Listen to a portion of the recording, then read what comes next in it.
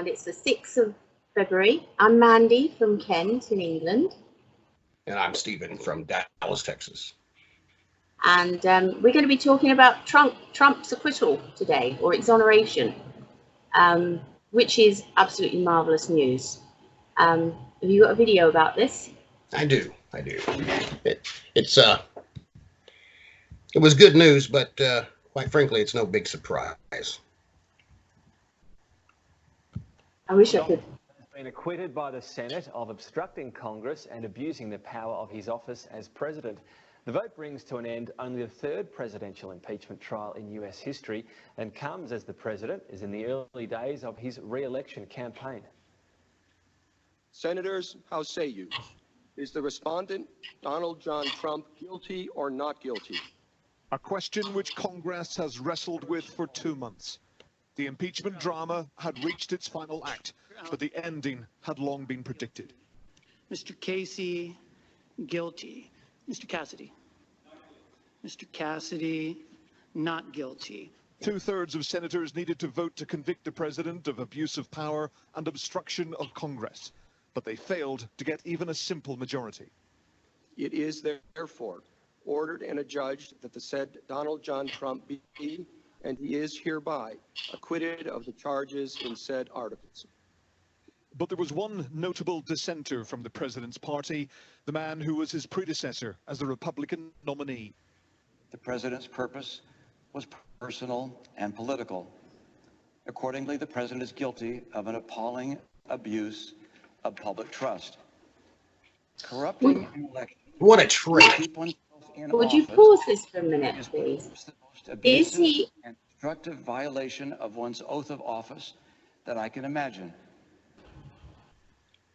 Is it known whether this was before or after the trial? Because if it was after the trial, then that is a grossly offensive against everybody who was in that room, surely. Yeah, it's nothing short of slander. And Trump has billions, and I hope he did make some statements afterwards, because acquittal is forever. So.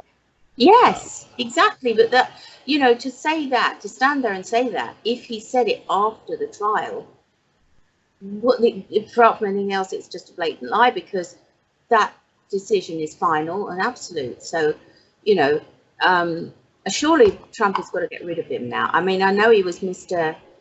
you know, wannabe from even when he was standing against Obama, wasn't he? You know, he was the, you know, give me the hat, make me president. Do you want me to tell you a funny story about Mitt Romney's adventures in France? Sure. When I was living there, the French thought it was hilarious that Mitt Romney was standing for president, because he spent 3 years in France trying to convert the French to his version of Christianity. What is he? Is he a Jehovah's Witness or something like that? Anyway, he belongs. Anyway, and the French, he basically was on a mission to make them his kind of Christian, and he was very anti-drink, smoking, and girls, and that wouldn't suit the French. And he got into serious trouble one night in Paris. He decided to go and try to convert the entire French rugby team, who were lounging around outside a cafe, you know, drinking themselves silly and, you know, with some girls on their laps and everything. And they ended up chasing Mitt Romney through the streets of Paris. He had to run for his life. Because, you know, rugby players, you know, they're built like tanks. And yeah, he didn't like that. He wrote in his journal that it was the most miserable time of his life. So, but maybe this is actually the most miserable time of his life, seeing that he's never going to be president, and he will surely get kicked out of the party. Surely they can get rid of him. Yeah, but there's been 2 or 3 Republicans who've been like this. They're really they're like moles. They're like inside moles for the other side. You don't ever go against the party. But you know, like because it's suicide for him. No one's going to. It's against the party. It's what is he playing at? What system do you get do you have whereby you can get rid of them? Because, I mean, here, if you can, the grassroots party members can deselect a candidate, and even MPs, the Prime Minister can, like Boris Johnson did, it's called removing the whip, and they basically fire them from the party. And he did that to 21 Remain MPs who were voting against the Brexit bill. So what system do you have to get rid of them? Unfortunately, they can't be deselected or fired. They just have to be voted out of office. So, well, I hope Americans will do that, because it's perfectly obvious that this is a direct attack on democracy. You know, they're trying to remove a president by using, in effect, giving themselves 2 votes, aren't they? You know, because everyone is supposed to have 1 vote, from the highest in the land to the lowest. You have 1 vote. They're taking an extra vote, an extra privileged vote, and it should only be in the hands of the people to choose who they elect. So I hope that the Americans do as we did. You know, like we had all these constituencies that have been there for 150 years and have only ever voted Labour, and they called it the Red Wall because Labour's colour here is red. And not anymore. It's turned blue. It's turned Conservative, because they're just so sick of the Labour Party's attacks on the country and the attacks on democracy and on national identity, and, you know, but above all on democracy itself. So I do hope that the Americans see it for what it is, you know, and he's returned to office with a. Well, I do believe this will, this sort of strategy will backfire on the Democrats. I think it'll bring more Republicans out to vote. Yeah. For the election. Oh, there should be no one staying home in this election, because the other side won't. You know, you've all got to get out there and vote. You know, you can't miss this vote. Any of you, you've all got to get up and make your voice heard, because otherwise it's only the ones who scream who get heard, you know. It's extremely important that the Republicans get out and vote, not just because of the world, just what's going on in the world today, you know, the alliances that need to be forged and re-explored, but here at home too, there's states are grabbing guns. That is against the Constitution. Exactly. And it's against,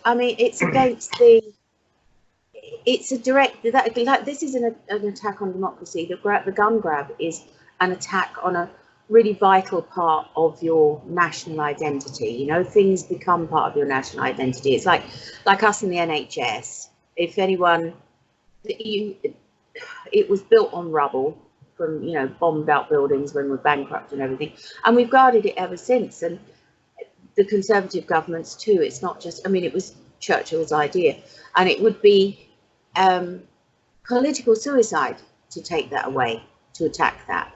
And it should be the same with your right to bear arms, because it's a part of your, you know, it's in there. It's a part of your. People have actually used that against Boris or against the relations with Trump, saying that if they were to, you know, strike a deal, that for some reason we would meddle in your NHS, as if, you know, why? As if. It wouldn't. Oh, I hear you're not going to have sandwiches. You're going to run out of sandwiches too. I'm sorry. And super gonorrhea. Don't forget that. Super gonorrhea. No sandwiches. No deodorant. No deodorant. And no deodorant. Well, if there's no deodorant, you don't have to be catching the gonorrhea. But there's you know, and no sandwiches. So, you know, no deodorant, no sandwiches. There you go. That's a cheap date over, isn't it? You know. But yeah, it's. I think that they've reacted to these elections of 2016 and since particularly spitefully, because both sides of the pond, it kills off globalism. You know, the EU is going to fizzle out without us. it just becomes negligible. We are at 10 minutes this very second. So if you want to watch any more of this video, we need to go. Oh, I would like to see Nancy Pelosi throwing a tantrum, if you don't mind. Oh, okay. Because apparently she threw a hissy fit, didn't she? Oh, yeah. There's one hissy fit out of the way. Maybe her and Mitt Romney should get a room. Actually, that's a horrible thought. That's too vile for words. Let's think. Oh no, think about something else. It certainly isn't impeachable. It's not even wrong. Quite to the contrary, this is exactly the sort of thing the American people elected President Trump to do. Democrats tried and failed to call witnesses like former National Security Advisor John Bolton. Instead, the impeachment trial became a daily soap opera which lacked... It's appalling to do this to the father of the nation, seriously. The Senate should convict President Trump, remove him from the presidency, and disqualify him from holding future office. The votes to acquit came less than 24 hours after the president delivered a triumphant State of the Union address,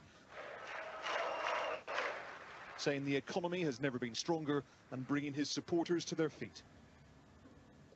God's grace is still shining, and my fellow Americans, the best is yet to come. Wait for it. God bless Wait you, for it. and God bless America. This silly old man. Nancy Pelosi, Speaker of the House and architect of impeachment, caused huge controversy with her response to the speech. It What a epitomized ridiculous old woman he is. Want to see that again? Let's see that again. Yeah, let's see it. That silly old woman. Nancy Pelosi, Speaker of the House and architect of impeachment, caused huge controversy with her response to the speech. It epitomized America's yawning political divide. Seriously. Alienate Has she gone senile or something? You know, believe it or not. Removal through impeachment was always... Oh yeah, she's quite senile. For the first, he's still in the for the first month or so that Trump was in office, she kept referring to him as Bush. Well, President Bush this, and while she was spitting her teeth out of her mouth. Yeah, something needs to be done with those teeth. Well, there you go. Good old Trump. He's survived to fight another day.